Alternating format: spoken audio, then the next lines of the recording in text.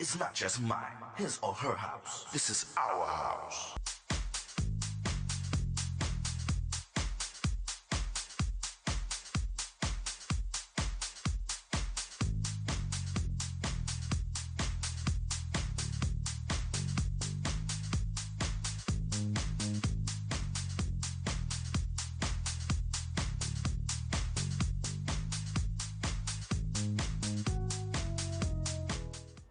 Hello, everyone. My name is Tyrone Lowe. I'm your host. The show is called The Legends. I want to thank everybody all over the world that actually subscribes to my show and show me love. In the House of the Legends, I have 5 incredible women that actually wrote a book called We Don't Look Like What We've Been Through. And they certainly don't.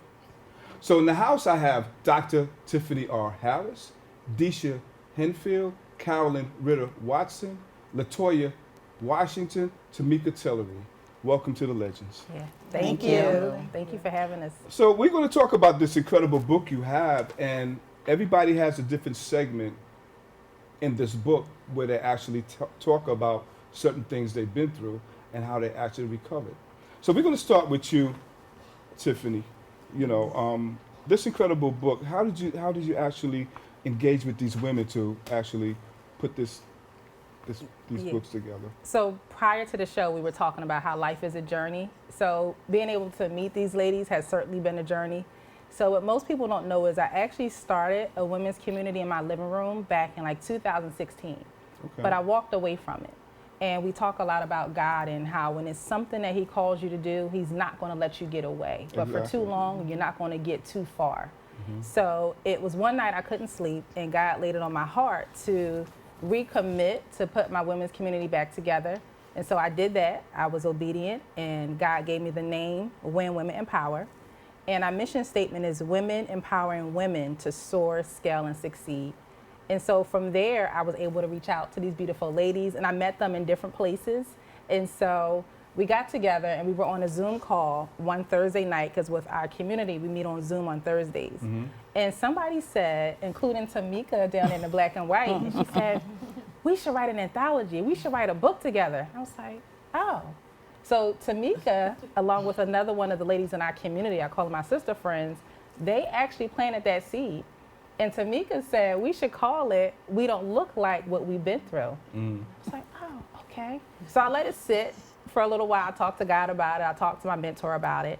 And of course, the answer from God was like, yes, do it, duh, what are you waiting for? Wow, okay. And my mentor also thought it was an excellent idea. So I was able to connect with our publisher. Her name is Deb Smart. She's also in our community. I put out an interest letter, or had an interest meeting to see who was interested. And in addition to these 5 ladies, in addition to the 5 of us, there's 3 other ladies who were also in this anthology. And that's how we came together and we began to collaborate and we wrote this book. Okay. Deisha. Yes. Tell the viewers a little bit about yourself. I am an author, of course, Okay. of this book. I have a couple of other books that I'm an author in. Mm-hmm. I'm a speaker. I'm a coach, and most importantly, I'm a child of God. I love God. Come on. I don't play about God, and He don't play about me. That's right. That's right. He made you a common denominator. Carolyn, Yes. tell the viewers a little bit about yourself. Okay, so I am pastor and purpose pusher of Tears to Breakthrough Ministries, Okay. and that's a ministry that God called me to serve women. And he told me to leave the 99 and go after the one, and the one, because originally I was like the one like you, the one who suffered through abuse, the one who suffered through divorce and loss, and so I'm an author. This is my first anthology. But Okay. I have several other books, and I'm just excited about all the things that God has called me to do, and it's all about service and serving women and pouring into women. So I love When Women Empower because it just fits right into what God has called me to do. Okay. Latoya. Hi. Tell the viewers a little bit about you. She got a little active thing going on, right? I'm Latoya. I'm an author as well as a podcast host, Okay. entrepreneur along with my husband, and I am a servant in the kingdom of God. I love the Lord, and I love encouraging others to succeed, to grow, and be all that God called them to be. And I'm excited to be here. Okay. Tamika. I am a supervisor of a laboratory, a youth coach, and mentor. I work on a nonprofit board that works with at-risk Philadelphia residents. I like inspiring people. I'm always telling somebody they should write a book. So finally, I'm in on a book. So this experience has been great. Just dealing with these ladies outside of the book has been great. We were talking about it on our way here. So here I am. I'm going to ask, this is for everybody. Due to the fact that y'all have empowered in this book, what was the actual results and what's the substance behind it? Well, so for me, my chapter, I talk about grief. Okay. And it was healing and cathartic for me because I know we've all experienced grief, but what a lot of people don't know is that I actually watched my father die. Okay. Right? And so while I was holding my 2-month-old daughter, her name is London, so here it is, just imagine having life, staring at life in one hand and looking at death to the opposite side of you. And that was my experience. I never talked about it because after my father passed, my daughter was only 2 months. I had to throw myself back into being a mother. I had to throw myself, into providing for her every need because she had health conditions too. So for me, I felt like I had no time to grieve. So literally, my daughter's 15, so I would say almost 14 years. Now I'm really starting to allow myself to grieve and mourn the loss of my father because I never did. I threw myself into motherhood and then straight from there, work, being in school. And so for me, this was a healing process for me. Okay. Disha. For me, my chapter in this book is titled, it talks about hope and possibility, love, and transforming your trauma into triumph. Okay. Right? One thing I didn't mention is I'm a military veteran. Okay. In that, I'm a MST survivor. I've been through depression, I've been through divorce, I've been through a lot of things in life. In writing my story for this book, I talked about my parents and for how I forgave my parents. My father also was in addiction. He's been clean forever. I love my daddy. And my mother has dealt with trauma, and she hasn't actually dealt with it. And so that reflects when she deals with us, right? Right. And so even in that, I still forgive her, and I still love her, right? And I recognize that because she never dealt with the little girl inside of her, she doesn't know how to deal with the woman in front of her. Right? And so that's what this writing does for me. Writing it down and sharing it helps me to put it out there to other people who may be going through those things too. And maybe somebody will forgive somebody. Maybe somebody will see the goodness on the other side of all their pain. And they'll see what God can do for you. Because that's who did it for me. I didn't do this. He chose me. And so he did it through me. Okay. And so that's what I got out of this book. And I'm consistently on a healing journey, one day at a time.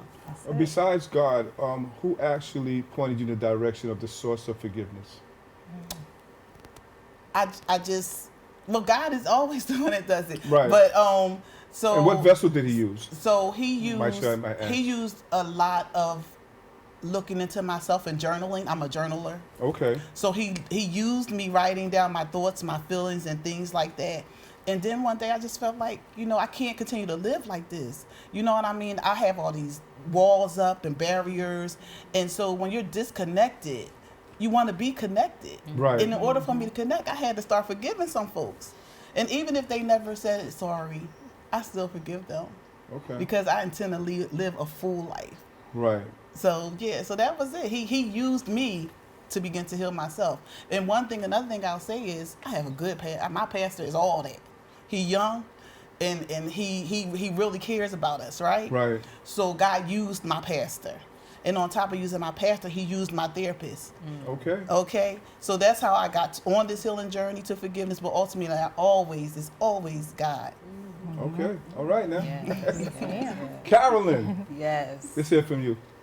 Okay, so my chapter 2 is entitled "Tears in a Bottle," which kind of tells a little bit about my first book, "Tears in a Bottle," that tells my story starting at age 15. Right. And you were talking earlier about shame, and I had one time.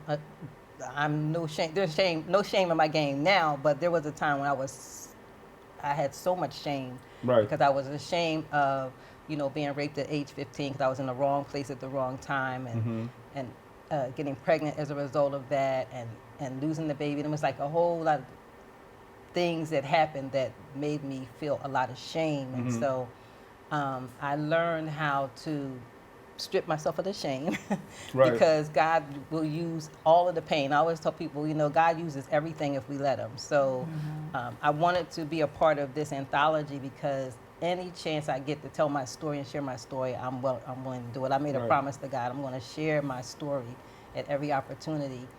And so, because like you were saying earlier, there is life after all of the All this. stuff. There's life after, and it's so important that people know and understand that. You know, like I said before, it's very important that people know that there's life after, you know, all this. All of it. And this is a way of actually saying that you're one of the chosen few and able to help somebody else. Yes. Yes. You know, with a testimony, and let them know that they can actually conquer it as well. Yes. Maybe not the same channel, Right. but in the same site. Okay? Tisha, let's hear from you. Absolutely. That's I'm Tisha. Tisha. Oh, I'm Toya. sorry. That's okay. That's my twin We'll keep flame. you on. Latoya, I'm sorry. That's all right. Go ahead. That's all right. Well, my chapter is goodbye to the old me. Right, And that's okay. the way of thinking. Experiencing homelessness, as you discussed earlier, you go into survival mode. You try to Right. figure out how I'm going to do this. This is the only way I know how to do it instead of trusting God Right. and depending on Him. So I had to say goodbye to a lot of things that I used to do and learn how to really trust Him. Learn how to love again, learn how to laugh again, learn how to live instead of just surviving. So I talk about that in this chapter, and letting go, and how it's freedom and healing and letting go. And I choose to be free. Yes. Okay. And what is freedom to you? Freedom is being able to smile and be real about it. Okay. Sometimes we fake, we All right. smiling, and Right. inside we really bitter and mean. No, I really want to live what I'm saying, what I'm doing, what I'm talking about. You know, it's funny that you talk about freedom, because freedom to me, it's living without guilt. Yes. Yes. You know, we do things, especially if you have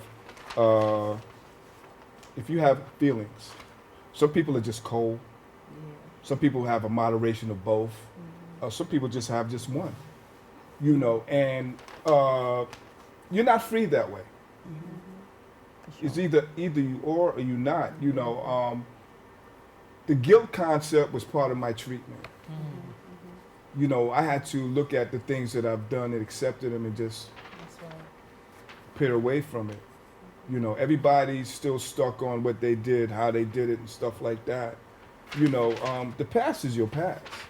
And I'm sure with everybody in here, including my studio audience, if we could turn back the hands of time, we definitely will. Tamika. So my chapter is about balance, so to speak. It's talking about taking on everybody's problems and your cup getting empty from taking on everybody else's problems or taking care of other people. I am a child of a mother who was a victim of, or a survivor of domestic violence. Okay. I've watched her take care of me and my sister and go to work, do all these things. You know, you could see people drained, but they keep going. So now I'm a mother, a single parent. You know, you get manipulated in relationships with work and personal. So that's what my story talks about, and just giving people tips on how to make sure they're taking care of themselves in the process. That's cool. You know, I mean, you're not Dr. Phil. I'm not. Even he got problems. Right, You know what I'm right, saying? right. And what can I say about that? What's the most passionate part about you, Tiffany? The most passionate part of you? The most passionate part of me? I love people, right? And I tell these ladies all the time, like, I want to see them win. And that's the most passionate part about me. Like, I sincerely, wholeheartedly want to see women win. Like, people in general. But I have a soft space, soft spot for women. Like, my love language is seeing them win. Okay. Love it. You know, us men, we got the same scenario as well. You know, we just are different species. But do you agree? Yeah, absolutely. Yeah, absolutely. So what would you say to the man that's been going through the same crisis as far as being domestic violence, addiction, sexual abuse, and things of that nature? Latoya, what would you say to them? Well, one thing I believe is that even men need a safe place. Right. right. Okay. Even men need somebody, male or female, that they can go to and be vulnerable. I think we expect so much because they carry the shoulders of the head of the home, and we look for them for protection and all these things, but they still need a safe place to be vulnerable. Right. And it does matter where they're vulnerable at. You don't want to be in the wrong hands being vulnerable. So I think them having that safe place, I would definitely try to be there for them as much as possible, or direct them to the right male or a female that could help them. But they need to know they're safe. Okay. Carolyn, through this whole journey, and I'm going to ask everybody this, do you have any regrets? I guess the only regrets, I don't really think I have a lot of regrets because I learned a lot through all of my experiences. And the only regret I ever had, and I had to even get over that, is because I was also in a domestic violent marriage with my son's dad. And I think even after I left, I felt a lot of guilt for a long time because I felt like I stayed too long, and I felt like, he saw too much too early. So for a long time, I did battle with that as far as regrets. But after talking to him, because he's a grown man now, and I have grandchildren, he's in his 40s, and after talking to him as an adult and him saying, "Mom, you did a good job. You were a good mom, and you did the best you could with what you had," that made me feel better, and I was able to, release myself from a lot of the guilt. But that's the only thing, regrets that I could really say I had. Yeah. Tamika, I mean, how did you deal with your challenges? I mean, what was your mindset at the point of saying to yourself, is this going to be an end of the road for this, or, things of that nature? Well, I have a son. Okay. So, that's the inspiration to make sure he doesn't have to struggle. Of course, we can only protect our kids, but so much. But, you keep going because you have children, and you want to make sure that they get to see a softer life. Even my mom, I know she's older than me, but, I want to always inspire her and have her feel proud of me because I came from her. I learned from the things she's done. So, my mindset is like, we're going to get this done. We're going to make it work. We're going to pray about it and keep moving. Okay. Deisha, any regrets? No, I don't live in regret. Okay. The old me might have said they had some regrets, but the woman that's before you today, I have no regrets. Because everything that I went through was necessary. Okay. It was necessary for me to grow as a human being, and it's necessary for the people whose lives I will touch. People I may not have even met yet. But by me telling them what I've been through and they see that I got to the other side, that may help them be more resilient. That may help them to push through the pain. Because there's purpose in your pain. And I'm a living, walking testimony of God's grace, because my relationship with him was not always what it is today. I had to grow into this. I went pushing and fighting sometimes into this. My yes wasn't always for real. Well, my yes today is for real. When I say yes to God, I meant it. And so therefore I'm continuing to push. So I have no regrets. I hope that when people see or read or hear what I've been through, they might ask me, how can I get to that point too? Right. Right. Yeah. I'm going to start with you, Tiffany. From the point of your journey and what you was going through, at that time, did you consider yourself as a failure? Absolutely, I did. And that came from me having that negative mindset, right? Having that negative perspective. And I also consider myself a failure because when I was going through depression and anxiety, my truck being repossessed, no income, my mother, from what I saw, she provided everything that we needed. She made it available, including my father, God rest his soul. And so for me to be a mother, I was proud of the fact that I was able to maintain the stability for my daughter until I wasn't able to provide that stability for my daughter. And yes, I absolutely felt like a failure. I felt like a failure. I felt like, not only did I feel like a failure, I felt like I was setting London up for failure. Okay. Right? And that contributed to my mindset, which wasn't, I'm going to get this done. It was, oh God, I give up. Okay. Right? Until God had to literally give me a glimpse of London's future, right? And really allow me to speak to myself and change the narrative about who I thought I was and reframe my thoughts and the thinking and the words that I was saying about myself as far as being a failure. And so my mindset went from I give up to giving up isn't an option. Okay. Deisha. That was good. Oh, thank you. Deisha, at this point of your journey, did you consider yourself a failure at that point? Yeah, there are times in my life that I considered myself a failure. Yeah. I I mean, said through your whole journey of what you've been through, at that Mm-hmm. point, was your mindset stating to you that you were a failure? it was. Okay. Not just a failure. Okay. I struggled until recently when God decided to break those chains. Okay. I struggled from the thought of unworthiness. Like, I'm not worthy. I mean, recently. Okay. Okay. All right. That I was not worthy. Like, who am I? You know? And I was a single parent too. I raised 2 children, a young man and a young woman. And I made a lot of sacrifices, but even in that, I still felt like I was failure.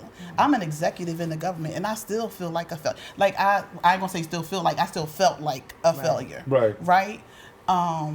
When people talk about me and they'll talk about who I am, I never felt like that really mattered. You see what I'm saying?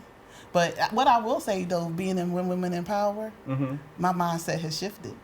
Okay. I want to say That's a that. good thing. And my mindset, Most definitely. mind shift Yes. tiff. Yeah. Mine shift too. My mindset has shifted. I like that. And now I walk in my power. And I am not a failure. That's That's great. right. Because now you can shift those gears. Yes. Shift those gears. Yes. Yes. And I like without that. stripping them, right?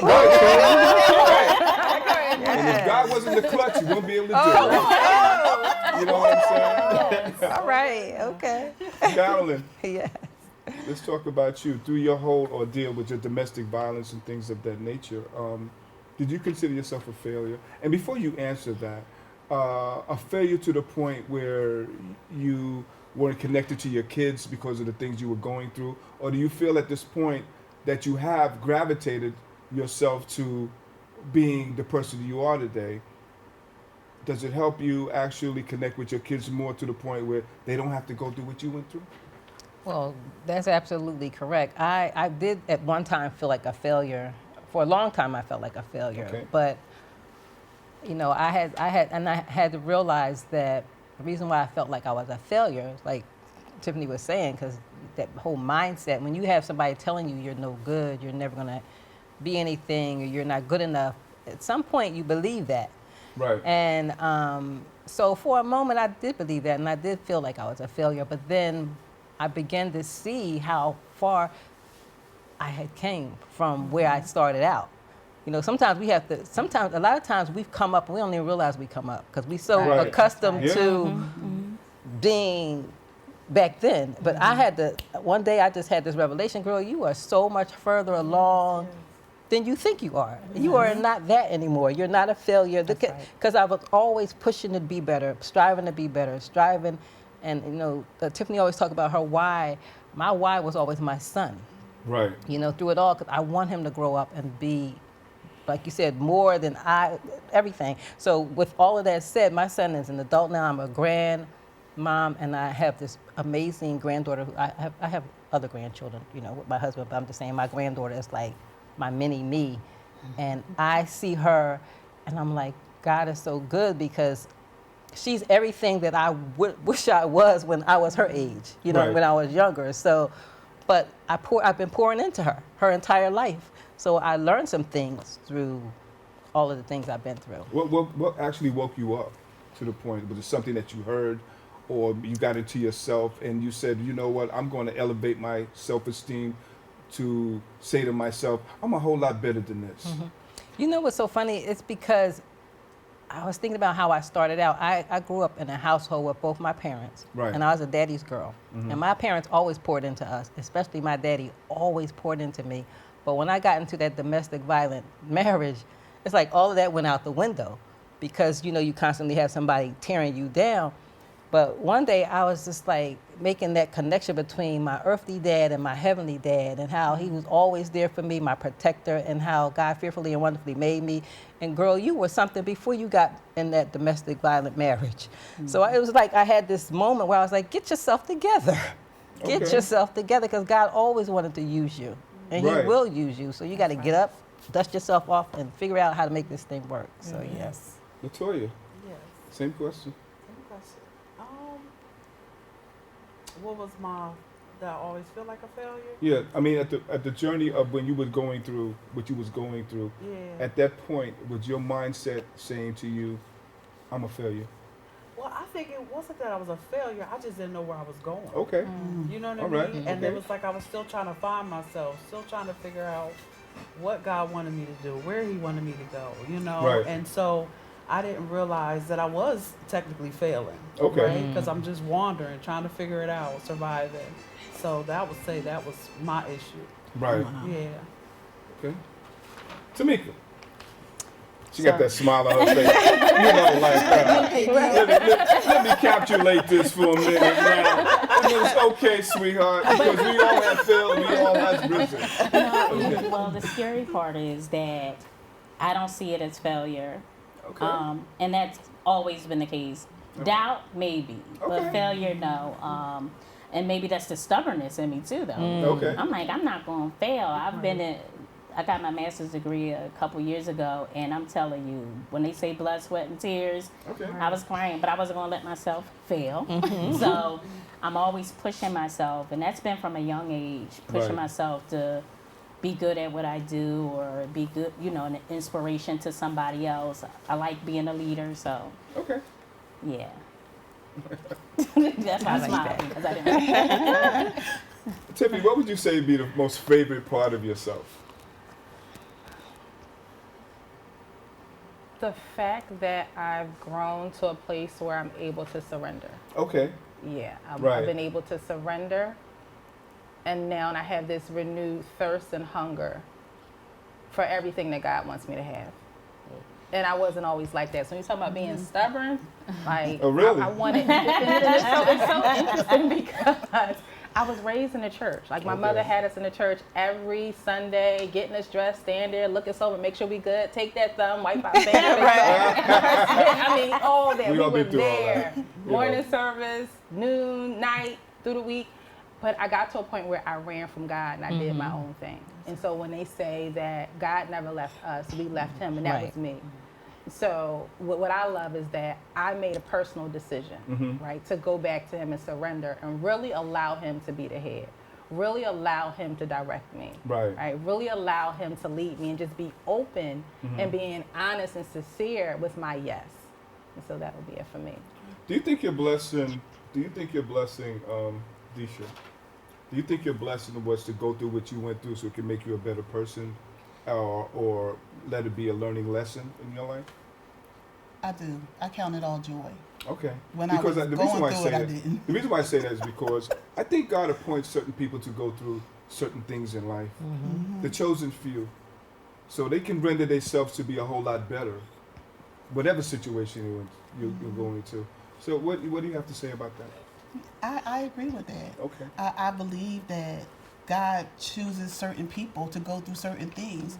And those are the people, because He knows that we can deal with them. Not that other people can't deal with things, but we'll be able to deal with them in a different way and be able to take what we went through and turn it into a lesson.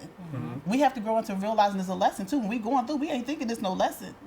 But like when I go through things now, because I am a servant and because I am in relationship with God on another level, I now look at things that I go through and say, God, what do you want me to learn from this?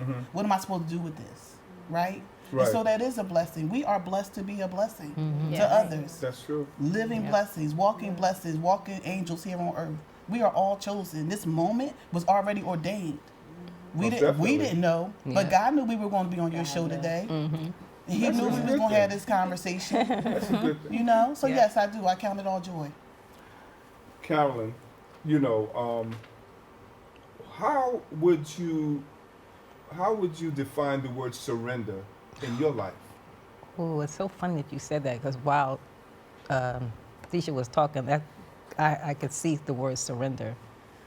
And throughout my life, I had to surrender because I like Tamika would say, I used to be so stubborn and so bullheaded, and I just had all the answers, and I had to get to a point where I surrendered. And surrender to me means to just totally be dependent on God. Like it's not about you. It's not like any given day.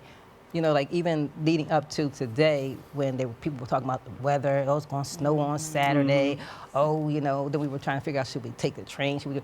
And I just surrendered it to God. I'm like, God, my husband's like, well, he knows me so well. He's like, you know it's going to work out. I said, I know it's going to work out. Like, I know it's going to work out. And just God gave me this peace. Like, and I was telling them, God said, it's going to snow, but the sun's going to come out. And so when you get to the point where you just totally surrender to God, you just trust him with everything. Like even something like that, I knew that we were going to be here today. I knew the snow was going to happen, but the sun was going to come out because God showed me that. He revealed that to me. So I totally surrender it to him. And it gives me peace. And sometimes people close to me be like, oh, girl, I think you delusional sometimes. No, it's not that I'm delusional. It's just that I serve a real God. Right. And when you surrender, I'm not saying just use the word lip service. No, when you really surrender to him, you be like, you have such a peace over you. Things be happening to me, I be sitting there like, So yeah. Well, I say one thing. It's cold outside, but the sun is certainly It's shining, right? It's shining, yes. You know what I'm saying? And I'm just grabbing all this energy. Yes. You know, and I'm loving it. Yes. LaToya, you know, at your turning point of your life, how does it feel? It feels good to trust God. Okay. Yes. So Really before you trust him. answer that, speculate your turning point. My turning point, I think, was, you know how the children of Israel just kept circling that mountain? Okay. And I kept going through the same test after the same test. And I was like, you've been here before. What are you missing? And I had to ask God, what do you want me to learn through this? And it's to trust him. Not put my hands to it, not get all worked up and anxious and worried. Just trust me. Right. And that's when it got to that point and things started to change and that freedom, that surrender really truly happened because he's in control. You know, the word control is a very powerful word. I mean, some people just bypass it just being a word. But it brings me to the part of being bonded or going through some type of bondage. You know, like you talked about how God broke those chains. You know, that's powerful. You know, and what you got to say about that?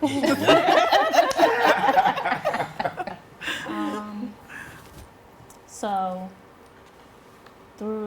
let's just say through reading the Bible, seeing all the tests that different people go through. You know, my story is somebody else's story, somebody's story. You know, you learn from other people's So when you write that book, I'm going to sign it. Okay. Okay. I like that. But, you know, I know I've been given lots of challenges to be somebody's inspiration. And I have, you know, like I said, people inspire me all the time. These ladies inspire me. I look forward to our meetings every Thursday. They know that my mom even be like, it's 7:00, you know, but we're inspired. I'm literally inspired every time somebody speaks, you know. Right. And I pray that I'm that same guidance for so many others. So I'm always, you know, I'm the spec in the crowd a lot of times going back to school and stuff like that. And reaching certain goals that people don't get to meet, so I'm not about bondage at all. I'm breaking chains all over the place. LaToya, what's your meaning of spirituality in your life? Oh, to me, it's obeying God. Okay. The one true living God. Okay. And serving him. Not his will, not mine. Right. And it took some time to get to that place, like Deisha said. But what I love is that when we truly surrender, when we truly let go and allow him to heal us, he'll bring a community like how he has, where we can call and text and be honest with each other, and then we'll pray for each other and support each other. So that's why, that's what it looks like to me. Okay. Yeah. I'm going to start with you, Tiffany. What would you say to the person right now that is sick and suffering and helpless at this point of their life? To ask for help. Okay. Right? 'Cause it's okay to not be okay. Right. You know, I remember when I was going through that season of domestic violence and getting black eyes, getting sugar put in my gas tank, when I was depressed, when I didn't have any money to buy my daughter food, when I was living in that cold house. I didn't ask for help because I was embarrassed and I was ashamed. Right? And so I had to get to a point where I realized that it was okay to not be okay, to ask for help, you know, and help could be from somebody in leadership in the church. It could be a pastor you can reach out to. You can reach out to a family member, a therapist. You can join a community. So that's why I love when women empower. But I would just say ask for help. You know, you don't have to do this alone. Okay. So let's talk about the process of writing of the book. You know, how did you guys engage to the point where you guys said to yourself, this book is going to be an actual force? Coming from all of y'all. Yeah. You know, and I think we all knew that from the outset before we even began the writing process. Like, we knew, especially anytime it's an assignment from God and it's something that he's leading us to do. So when God's all in it, we already knew it was going to be a blessing for other people. And so just checking in with the ladies and talking to them about their thoughts and what they wanted to write about. And just knowing, too, it's important for people to hear these personal journeys of abandonment, of grief, of divorce, of how to heal, self-care.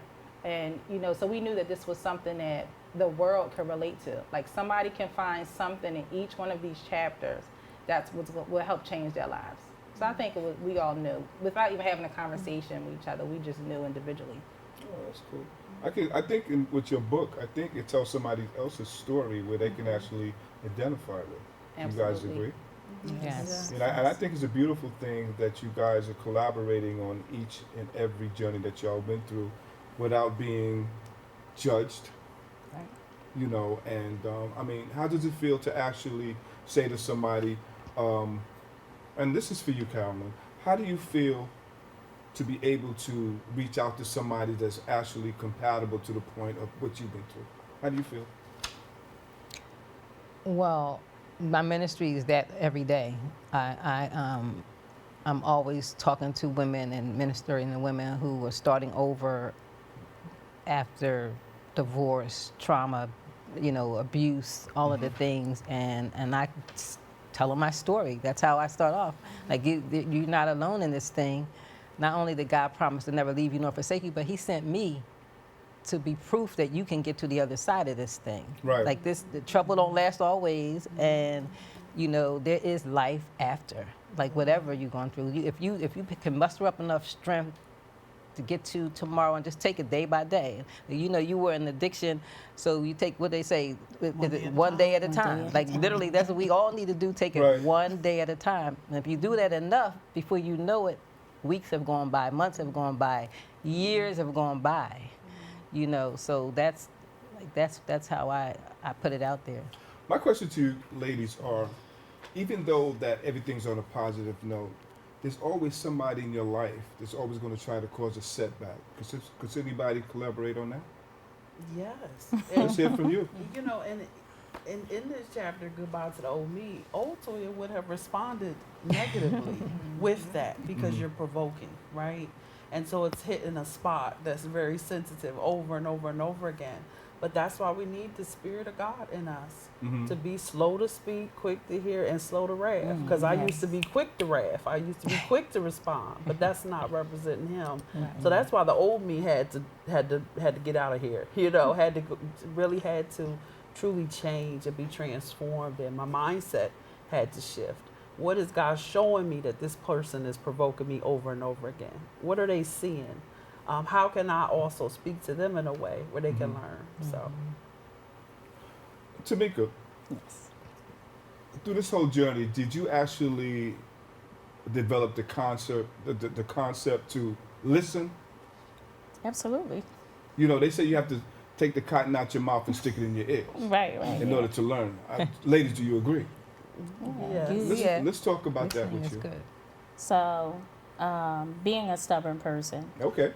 you I don't think I hit it listen. right on the nose, right? No, I'm just, previously, That's true. you know, you're not listening. Right. You're not letting people get their argument or their way, their perception of something across. I've learned that when I'm listening, I learn so much. I learn so much, even the unsaid. Right. So That's right. for me, it's important to be a listener. This group, I've read everybody's chapter and got more inspired, you know. So, but listening, like I said, I listen to the group every week, and inspiration is all over it. Okay. Tiffany, what's your capacity on criticism? They better take it up to God. I I'm going to ask everybody that. Because I'm sure through your journey, y'all going to be criticized somewhere along the way. We all do. Oh, yeah. Absolutely. Yeah. Absolutely. But, you Yes. know, Go ahead. my mantra mindset is I don't need your permission to be great. All right. That now. part. So I'm not interested in entertaining what you have to say to me or what they have to say about me. Is what he says. Okay. Absolutely. So constructive criticism, I'll take that all day because Yeah. I'm not Most above definitely. learning. I'm not above, you know, listening so that I can do better and expand and grow. But the negative criticism, because you do have people who, there's a difference between praying for you and praying on you. Yes. Yes. Right? Against you, So, yes. yes, if you're here to pray on me and against me and to criticize, yeah, you can go to Jesus with that, right? Because I don't entertain that. I want to hear from you.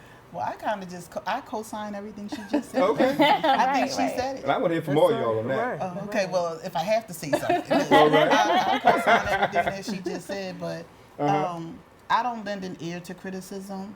The old me, like Toya, might have responded to something. The person I am today, I don't care what you have to Right. say. God, and then I know I talk about God a lot, but You're supposed It's to. okay. but He's a leader. what God has done through me is that when I'm posting now or I'm sharing a word with somebody, people are watching me. I might get one like on that post, but hundreds of people have looked at that post. I've seen a video, I had a couple of comments and a couple of likes, and it had 200 and something views on that video, right? So and some might be critics, Right. but I don't lend an ear to that because God, listen, I can't help myself. So what God has done is He has taken this little girl that was hurt inside, that sat in depression for 30 years, and He has used her to transform her family without even having to, just being who she is. I get on the phone every morning. I had talked to Tiffany. I said, I'm gonna get me a prayer partner. We should do Okay. prayer partners. We Right. should all get prayer partners. And I'm thinking I'm going to get me a prayer partner out of When Women Empower. Little did I know God was going to have my sister become my prayer partner.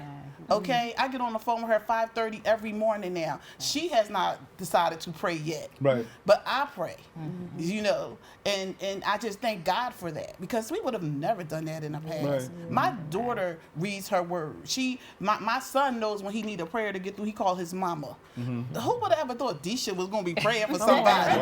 Deisha who? Deisha the one that what? Not her. But glory to God. So people can say what they want about me. God has the final say on who I am, and I am chosen. Come on. Well, I don't care what nobody say about me. I'm still going for that Nobel Prize. You know what I'm saying? And you going to get it. I know that's right. You know, significance in life is a journey. But if you don't, you just got to keep going. Yeah. You just got to keep going. Let's hear from you.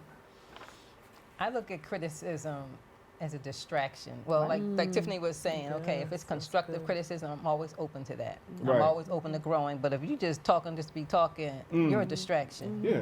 And so I'm going to keep it moving because I have a call on my life and God didn't, He called me, not you, for this. And you didn't call, you are like, you have no, you just in the way. You're a distraction. And that's kind of how I deal with it. You're just a distraction.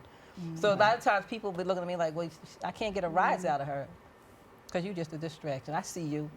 Trying to make you react. Right. Right. And you don't, I don't even give them the satisfaction of giving a reaction. I found that hurts people a lot of times more than all that going back and forth. I don't really go back and forth When with you people. don't flex to them. That drives people crazy when you don't speak back to them and fall into that nonsense. They're just like, I don't know what to do with her. Yeah. Right, exactly. So, yeah. My question to you is the person that actually put you through the domestic thing. How does he receive you right now? Well, he's deceased, Okay. but But if he was alive, If how do he- you think that he would actually receive you? I think he would be pretty good. I think he would have grown. If he would have lived, I think he would have grown. And I think because his son is an adult now, and I think he would have loved love watching me grow and seeing my successes because we grew up together. So and our families were close. So I think he would be proud of me. That's great. Yeah. I'd like to hear from you. I'll consider it now as I'm continuing to grow. It's noise. Right. And it's just to take you off of the focus, keeping your eyes on the Lord. And you know, these young ladies who I love dearly said to me one day, be so busy that you don't even hear the talking. Be so focused that you don't even hear the noise, because it's just going to take you off focus by responding or reacting to the criticism. And so that has helped me, encourage me to this day, is just to be so focused you don't even hear or see the noise. Okay. That's good. I like that. I'm going to ask you a special question. Because she's special. Through this whole ordeal, how did you change your atmospheric conditions? Because I'm saying that is sometimes if you want to get away from a whole lot of, how they say, mess, you have to change your atmosphere. And how did you go about it to give you serenity? So as a plug, When Women Empower, that's Okay. my new, it's a I think I'm going to join positive- y'all group. You should. You should. The #1 first male of the group. But also, like I said in the book, it's the they sayers. You Right. know, you gotta move yourself from them. We all have choices. Our paths are different, but I've lost a couple friends, okay. and it feels good. Come on now. I want people to support me as I support them, but also my journey is for me. So. Right. You know, when you talk about losing a friend, I still have a friend that's in my life. And I know that I can feel the vibes of him hating. Oh yeah, absolutely. You know, you can feel that. You can feel it. If you're a very vibing type of person, you can actually feel that. Yes. But you know what? I'm humble. I'm serene. That's right. And I still call this dude up. Yeah. Yeah. Hey, how you doing? There you go. Yeah. That's right. You know, I'm into I'm a technical type of person. I own studios. I like to buy equipment. I like to stuff like that. And when I put it all together, I make a video. He's the #1 dude that I actually do. And I call him up. Hey, Ty, how you doing, man? I'm all right. Did you see the video? Yeah, man, that's dope, man. But, and I feel, Right. you know, and I say to myself, you know what? God has given me revelation towards this person, because a person that's against you, sometimes they just don't know any better. That's You right. don't know. Because you know what? I realize they got a calling too when God gets to them. Right. Seriously. Yes. Come on now. You know, it's always going to be haters Always. through this journey that we all are trying to, surface. That's right. And it's all good. That's right. And the best thing about it is you just keep going Let's keep going. and you just keep going. That's right. Absolutely. You just keep going until you earn that Duracell battery. Yeah. Keep going. Don't give up. Anything you want to say to the viewers? Yes, actually I do. Okay. So this anthology is very important and special to me. We don't look like what we've been through. And I dedicated my chapter 1 is talking about grief, but the name of it is Trinity. Right. For my father, I dedicated my chapter to my father, who's right here Okay. with me. And so, when we go through grief, or like I said, anything else that the ladies have talked about or that you heard, it will often make you want to give up. Give up on yourself, give up on your dreams, give up on your goals, give up on God, right? And so I have this mantra that I want to leave with your audience when they feel like giving up. And what I tell people is, when you feel like giving up, pick yourself up physically, dust yourself off emotionally, refill yourself spiritually, and start over mentally. Wow. If your dad was here right now, what do you think he would actually say to you? Or what would you say to him? I would just simply tell him that I love him and just Okay. thank you for the lessons, right? And so while I may not have been able to see it as lessons growing up, I see it now. So I would just say thank you. And I think what he would say to me is that I always knew you would do this. Okay. Yeah. And if you had an important person in your life right now, which we all have important people in our lives right now, what would you say to them? I guess for the important people in my life, Right. and really the ones that may be going through something. Mm-hmm. Trouble don't last always. Okay. The rain always has to stop, and the sun's going to come out. That's right. And until then, continue to push, continue to pray, and continue to trust God. Okay. Carolyn? Yes, giving up is not an option. God's mercies are new every morning. So every morning that He wakes you up, you need to be thankful, grateful, and make Him proud. Like, do something. Like, if you can't, because sometimes people feel like they want to give up. But if you can't do it for you in this moment, do it for God. Like, you know what I mean? The fact that He woke you up, He woke you up with a plan and a purpose in mind. So tap in. Don't give up. Keep going. Latoya, the most important person in your life besides God, what would you actually tell them? Well, my husband and my family. Okay, yes. I would tell them to don't stop believing, keep the faith, and ride that wave. Because sometimes life can be one wave after another crashing against you, but ride that wave. Okay. Yeah. Tamika? Outside of I love him, pray first, move second. Like that, That's yes. good. Wow. It's powerful. I like that. You know, you ladies are so inspiring, and my guest is going to get a whole lot out of this. And I would like to do a series with you ladies on this, because information is so devastating, and I'm sure there's a whole lot more substance in this to be said. So I would like to invite you guys back on my show. All 8 of y'all, though. Okay. Make it work. Yeah. No shortcomings at all. You know what I'm saying? Because life is right here. Yes. Yeah. You know, I feel that this is very inspiring to a lot of people. You know, for you guys to actually have the courage to share your strength, hope, and your experiences to different people, and sum it up in the book of what we don't look like what y'all been through. I say y'all been through. You know, my whole thing is like, and I'm going to ask you guys this because it's very important. Even though y'all under the same page as far as the book is concerned, where would you like to be exactly 5 years from now, as being a growing process in your life? Yeah, so in 5 years, I see my consulting business, Shift Your Mindset and Dream Big, in which When Women Empower is underneath that. But I see us global and just really impacting the nation. Like, that's where I see us in 5 years. Okay. In 5 years, I intend to be right there next to her. Continuing to make When Women Empower a global mindset shifting entity, because God's already shown me what it's going to look like.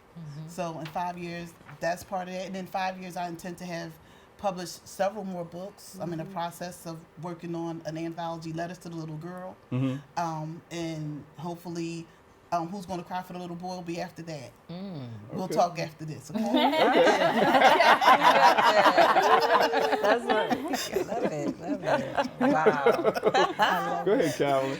Yeah, so the vision that God gave me for my ministry, He told me to go into all the world. So travel, since the pandemic, I haven't had the opportunity to travel the way God told me to travel. So, and I see, and God has called me to this community. Right. So I see in 5 years us doing, like you said, on a global scale. This thing is so much bigger than what we see right now. And it's so much bigger than we don't look like what we've been through. That's right. So I just see us traveling the globe. You know, we're going Africa, Dubai, all over the place, and just sharing stories and helping to deliver people from their bondage. Right. Yeah. Okay, Right? cool. Taking a mask off. Yes. Yes. Well, for me, I would say definitely in 5 years, see more men and women being able to share their testimony Right. on the podcast. And because, not everybody will be able to get to a studio Not everybody will have a conversation with the girl or man on the Right. street that has a story. So to be able to see and hear, have a guest on the show, to be able to share their stories, to be with my sisters, write more books, and even see brothers, right? Because we need them. We need our brothers and Y'all hear hear their that? stories. They need y'all. Yeah. We always Come say on aboard. That's right. So to just see others grow, see others healing, Right. is what I see. Yeah. Okay. Jamaican. it's all been said, but I always, I like messing with her. I want people to know me on a first name basis. Okay. And I want them to be able to say, well, Tamika said do this. And I Right. want them to follow it, not follow me, but Right. just follow the inspiration, the goal to be better. And I want to also educate children about life skills, you know. Well, for me, 5 years from now, I want to be able to say, Oprah, I had him first. You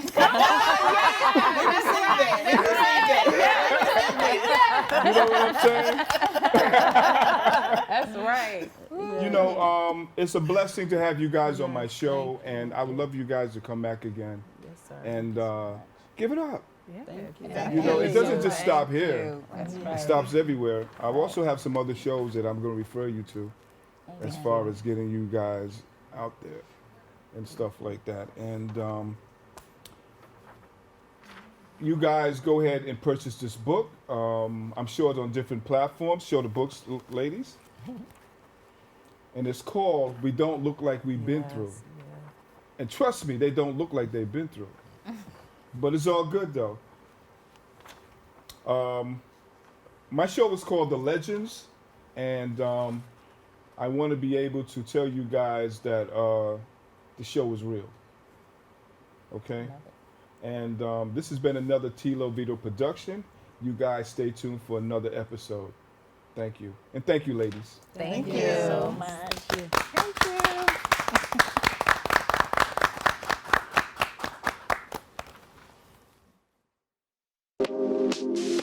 It's not just mine, his or her house. This is our house.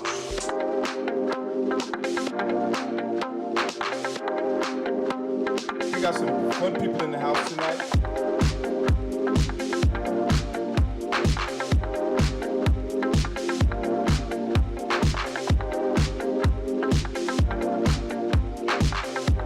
This is our house. It's not just mine, his or her house. This is our house.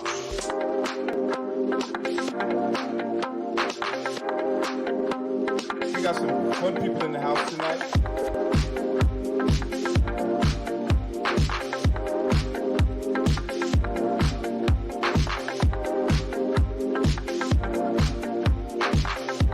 This is our house. It's not just mine, his or her house. This is our house.